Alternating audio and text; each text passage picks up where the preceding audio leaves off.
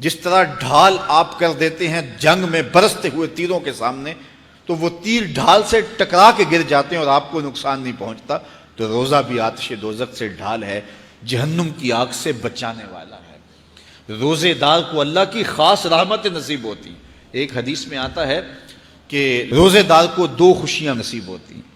ایک خوشی اسے تب ملتی ہے جب وہ روزہ کھولتا ہے، جب سارے دن کی بھوک اور پیاس کاٹنے کے بعد شام کے لمحے ہوتے ہیں اور پھر روزہ منزل تک پہنچتا ہے، تو کس مسرت اور خوشی اور سرشاری کے عالم میں روزہ دار ہوتا ہے کہ شکر ہے کہ اتنی لمبی اور اتنی سخت گرمی کے ماحول کی شدت کے باوجود اللہ تعالیٰ نے مجھے روب منزل کیا۔ تو اس وقت ایک احساس اس کے ساتھ جڑا ہوتا ہے، اور پھر جب وہ ٹھنڈا اور میٹھا مشروب اپنے کام و دہن میں ٹپکاتا ہے اور وہ ٹھنڈا میٹھا مشروب اس کی رگوں کو تر کرتے ہوئے معدے کی طرف بڑھ رہا ہوتا ہے، اس کی زبان بولے نہ بولے دل اللہ کا شکر ادا کر رہا ہوتا ہے، اس کا ایک ایک عضو بدن رب کا شکرانہ ادا کر رہا ہوتا ہے۔ وہ ٹھنڈا اور میٹھا مشروب رگوں کو تر کرتا ہوا آگے بڑھتا چلا جاتا ہے، لیکن شکرانے کا وہ پیکر بن جاتا ہے۔ وہ ایک مسرت، ایک خوشی کا عالم ہوتا ہے کہ روزہ بھی نب گیا، سارے دن کی تکلیف بھی کٹ گئی، اور اللہ نے مجھے افطار کے لمحوں تک پہنچایا۔ فرمایا روزے دار کو ایک خوشی تب ملتی ہے جب وہ روزہ کھولتا ہے، وَفَرْحَةٌ عِنْدَ لِقَاءِ رَبِّهِ، اور دوسری خوشی روزہ دار کو تب ملے گی جب روزے کے صلے میں اللہ اپنا دیدار عطا فرمائے۔ بنی آدم کے جتنے بھی عمل ہیں 10 سے لے کر 700 گنا تک اس کا ثواب اولاد آدم کو اس کا دیا جاتا ہے۔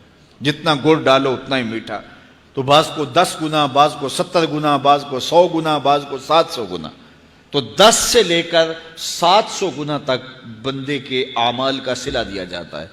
لیکن میرے حضور نے فرمایا لیکن روزہ جو ہے اللہ فرماتا ہے وہ میرے لیے ہے اور اس کا اجر میں خود عطا کروں۔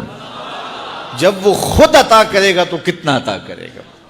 سخی اتنا بڑا ہو تو پھر کیا عطا کرے گا؟ بلکہ بعض نے اس کو عجزی بہی کی بجائے عجزہ پڑھا ہے بصیغہ مجہول، کہ روزہ میرے لیے ہے اور اس کی جزا میں خود ہوں۔ باقی اعمال کی جزا جنت ہے، جنت کی نعمتیں ہیں اور بہت کچھ ہے، لیکن روزے کی جزا میں خود ہوں۔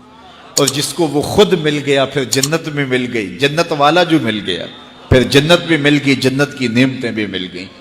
تو روزہ اللہ کی خوشنودی کا ذریعہ ہے، اس کی رضا کا ذریعہ ہے۔ تو خوش نصیب لوگ روزے کی برکتیں حاصل کرتے ہیں۔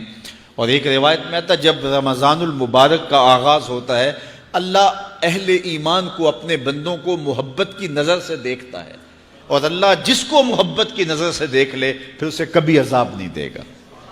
اللہ اکبر۔ تو یہ روزہ دار کے لیے اللہ کی کرم نوازیاں ہیں، اللہ کی رحمتوں کے اجالے ہیں جو اس کے اوپر برستے ہیں۔ تو میں اور آپ اس ماہ انور کو، اس ماہ نور کو اس طرح سے گزاریں کہ ہمارے اندر کے پاپ دھل جائیں، ہماری غلاظتیں گناہوں کی مٹ جائیں، ہمارا سینہ صاف ہو جائے، ہم اہل ایمان کے لیے کشادہ دل ہو جائیں، ہمیں جو ہے وہ جھوٹ سے، تکبر سے، بخل سے، ریا سے اور دیگر امور بد سے اجتناب کرنے کی عادت پڑ جائے۔ روزہ جو سکھانا چاہتا ہے ہم وہ اس سے سیکھ لیں، اور روزے کی برکات ضبط نفس کی صورت میں ہمیں نصیب ہو جائیں، تو ہم روزے کے بعد بھی، ماہ صیام کے گزرنے کے بعد بھی ایک نئی زندگی لے کر، ایک تازگی لے کر، ایک نور و روشنی لے کر کے جو ہے وہ معاشرے کے، اسلامی معاشرت کے ایک اہم فرد کی صورت کے اندر جو ہے وہ سامنے آئیں۔ تو اللہ اس ماہ صیام کی برکتیں ہمیں نصیب فرمائے۔ ہر سال مہینہ آتا ہے، گزر جاتا ہے، ہم پورا مہینہ بھوک کاٹتے ہیں اور پھر وہاں کے وہاں ہی کھڑے رہتے ہیں، تو پھر ہمیں سوچنا چاہیے، لیکن اگر تبدیلی آتی ہے تو پھر شکریہ ادا کرنا چاہیے۔ آج کی اس تاریخ میں ہم عزم کر کے اٹھیں کہ ہمارا یہ ماہ صیام ہماری زندگی